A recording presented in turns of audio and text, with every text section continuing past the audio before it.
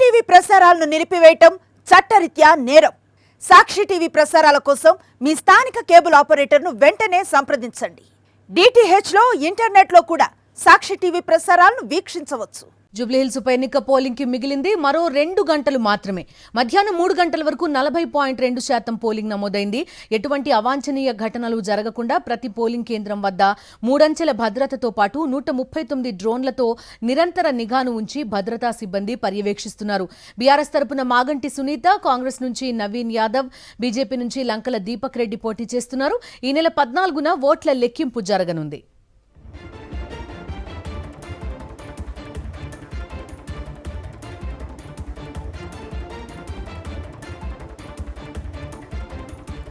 జూబ్లీహిల్స్ ఉప ఎన్నికలో పోలింగ్ ప్రక్రియ ఇంకా ఊపందుకోవడం లేదు. పోలింగ్ మొదలై సుమారు 9 గంటలు గడుస్తున్నా పోలింగ్ శాతం మాత్రం పెరగడం లేదు. మధ్యాహ్నం 3 గంటల వరకు 40.2% మాత్రమే ఓటింగ్ నమోదైంది. చివరి 2 గంటల్లో పెరిగే అవకాశం ఉంది. 6 గంటలలోపు పోలింగ్ స్టేషన్ వద్దకు చేరుకున్న వాళ్లకు ఓటేసే అవకాశం కల్పిస్తామంటున్నారు ఎన్నికల అధికారులు.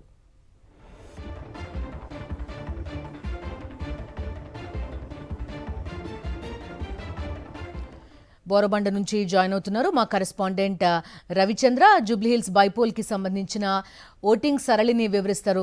రవిచంద్ర, చెప్పండి. టిపికల్ అర్బన్ స్టైల్ ఓటింగ్ ప్రస్తుతం మనం చూస్తున్నాం. 3 గంటలైనా కూడా 40% మాత్రమే ఈ పోలింగ్ నమోదైన పరిస్థితి.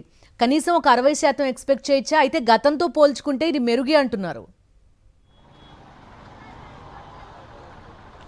బిందు ఈసారి 60% వరకు రావచ్చు. 50% అయితే క్రాస్ అయ్యేట్టుగా అవకాశాలు కనిపిస్తున్నాయి.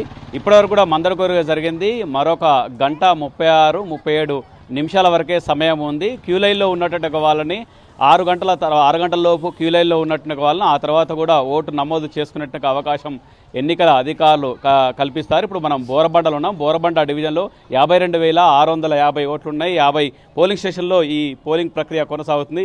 ఇప్పటి వరకు ప్రశాంతంగానే కొనసాగింది. సాయంత్రం అంటే ఇది ఇవాళ వర్కింగ్ డే కావడం, మంగళవారం కావడంతో వివిధ ప్రాంతాలు, ఈ నియోజకవర్గానికి సంబంధించిన వాళ్ళు ఎక్కువగా ఉద్యోగులు ఉంటారు, వివిధ ప్రాంతాల్లో వ్యాపారం చేసేటువంటి వాళ్ళు ఉంటారు.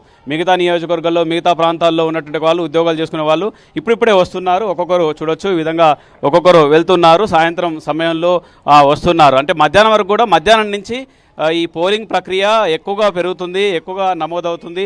జనాలు ముఖ్యంగా ఓటర్లు ఎక్కువగా వస్తారని అంతా భావించినప్పటికీ అదే విధంగా ఉంది. ఒక విధంగా చెప్పాలంటే మందకొడిగా జూబ్లీహిల్స్ ఎన్నికలు కొనసాగుతున్నాయి. బోరమండలో కూడా అదే విధంగా కనిపిస్తుందని చెప్పుకోవచ్చు. ఈ ఎంత చెప్పినా కానీ 50%, 55%, 60% వరకు నమోదయ్యేటానికి అవకాశం ఉంది గతంతో పోల్చుకుంటే. కాకపోతే పోలింగ్ శాతం పెరిగేట అవకాశం ఉన్నప్పటికీ ఆశించిన స్థాయిలో పెరగలేదు. 70% వరకు కూడా పెరుగుతుందన్న అభిప్రాయం ఉండేది. ఎందుకంటే ఉప ఎన్నిక కావడంతో అన్ని పార్టీలు కూడా ఫోకస్ పెట్టి, అంతేకాకుండా ఎన్నికల అధికారులు కూడా పోలింగ్ ప్రక్రియ మీద ఎక్కువ శాతం నమోదయ్యేటట్టు అపార్ట్మెంట్ల నుంచి స్లమ్ ఏరియాలో అన్ని ప్రాంతాల్లో కూడా ఓటర్లకు అవేర్నెస్ కల్పించారు, అవగాహన సదస్సులు కల్పించారు.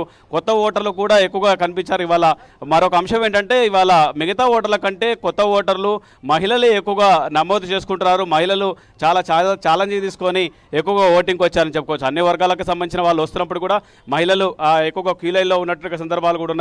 ఇప్పటి వరకు కూడా మహిళలు వచ్చారు. ఆ తర్వాత మళ్ళీ ఇళ్లలో పనులు ఉంటాయి, అంటే వాళ్ళ నివాసాల్లో కూడా పనులు ఉంటాయి. కాబట్టి ఇప్పటి వరకు అయితే ఇక ఉద్యోగాలు చేసుకున్నట్టుగా వాళ్ళు వచ్చే అవకాశం ఉంది. మొత్తానికి మాత్రం ఇవాళ జరుగుతున్నట్టుగా జూబ్లీహిల్స్ ఎన్నికల్లో మందకోడిగానే కొనసాగుతుంది. ఎన్నికల ప్రక్రియ చాలా వేగవంతంగా సాగుతుంది అనుకోవచ్చు.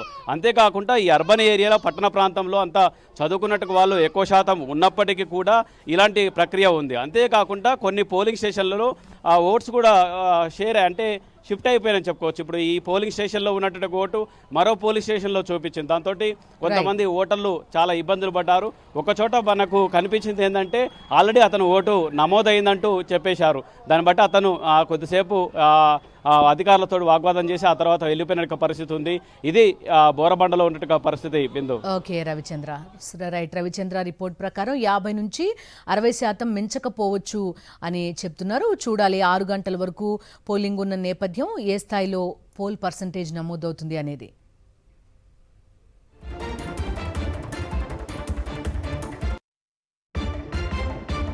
ఉప ఎన్నిక జరుగుతున్న జూబ్లీహిల్స్ పరిధిలోని మధురానగర్ పిఎస్లో మరో ముగ్గురిపై కేసు నమోదైంది. కోర్టు ఉల్లంఘనపై బీర్ల ఐలయ్య, రామచంద్ర నాయక్, రామ్దాస్పై కేసు నమోదైంది. బోరబండ పిఎస్లో మాజీ ఎమ్మెల్యేలు మెతుకు ఆనంద్, దాసం వినయ్ భాస్కర్ పై కేసు నమోదైంది. ప్రతి ఒక్కరూ ఎన్నికల నియమావళిని గౌరవించాలని, ఎన్నికల కోడ్ ఉల్లంఘించిన వారిపై చట్టపరంగా చర్యలు తీసుకుంటామంటున్నారు పోలీసులు.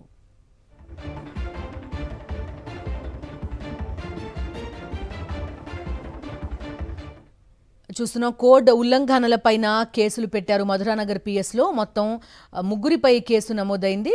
పూర్తి వివరాలు అందిస్తారు మా కరెస్పాండెంట్ సాయి కిరణ్, లైవ్లో జాయిన్ అవుతున్నారు. సాయి కిరణ్, చెప్పండి, యథేచ్ఛగా స్థానికేతరులు అక్కడికి వచ్చారు.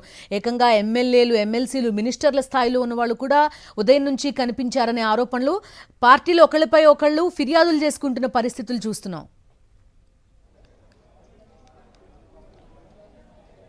బిందు, అన్ని పార్టీలు కూడా ఈ ఎన్నికను ప్రతిష్టాత్మకంగా తీసుకోవడంతో కొంత ఎన్నికల కోడ్ ఉల్లంఘనలు యథేచ్ఛగా చేసినట్టే అయితే కనిపించింది. అయితే ఏకంగా పోలింగ్ బూత్ల వద్దకు నియోజకవర్గానికి సంబంధం లేనటువంటి వ్యక్తులు, ఏకంగా ఎమ్మెల్యే, ఎమ్మెల్సీ స్థాయిలో ఉన్నటువంటి వ్యక్తులంతా కూడా జూబ్లీహిల్స్ పోలింగ్ బూత్ల వద్దకు వచ్చి ఓటర్లను ప్రలోభ పెట్టడానికి ప్రయత్నించారు. సో ఇది గమనించినటువంటి ఇరు పార్టీలు, అటు బీఆర్ఎస్ కావచ్చు, కాంగ్రెస్, ఇద్దరు కూడా ఒకరిపై ఒకరు కేసులు, ఫిర్యాదులు చేసుకున్నారు. సో దీంతో ఎన్నికల సంఘం కూడా అయితే స్పందించి ఇప్పటికే అటు మధురానగర్ పోలీస్ స్టేషన్లో ప్రభుత్వ విప్, కాంగ్రెస్ పార్టీ ఎమ్మెల్యే అయినటువంటి బీర్ల ఐలయ్య, అలాగే మరో కాంగ్రెస్ పార్టీ ఎమ్మెల్యే రామచంద్ర నాయక్, రామ్దాస్లపైన మధురానగర్ పోలీసులు కేసులు నమోదు చేశారు ఎన్నికల కోడ్ ఉల్లంఘించినట్టు. అలాగే బోరబండ పిఎస్లో అటు బీఆర్ఎస్ పార్టీకి చెందినటువంటి మాజీ ఎమ్మెల్యేలు దాస్యం వినయ్ భాస్కర్, అలాగే మెతుకు ఆనంద్ పైన కూడా వీళ్ళు కూడా పోలింగ్ బూత్ల వద్దకు వచ్చి ఓటర్లను ప్రలోభ పెట్టారనేటువంటి కేసులు నమోదు చేశారు. మరోపక్క కాసేపటి క్రితమే బీఆర్ఎస్ పార్టీ అభ్యర్థి మాగంటి సునీత కూడా మాట్లాడుతూ కాంగ్రెస్ పార్టీ విచ్చలవిడిగా రౌడీజం చేస్తుంది, అధికార దుర్వినియోగం చేస్తుంది అనేటువంటిది కూడా చెప్తున్నారు. So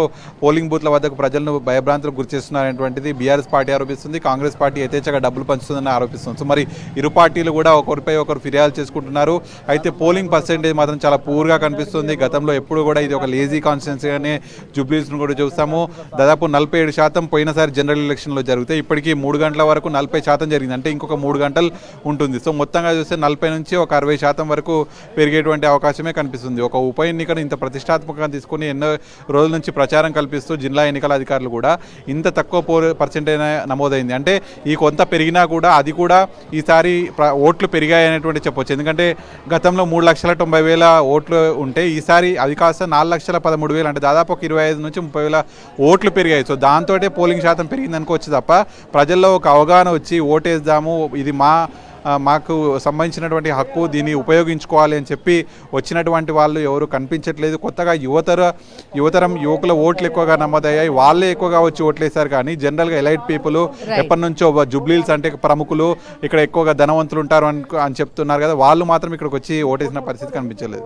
okay Sai Kiran, thank you.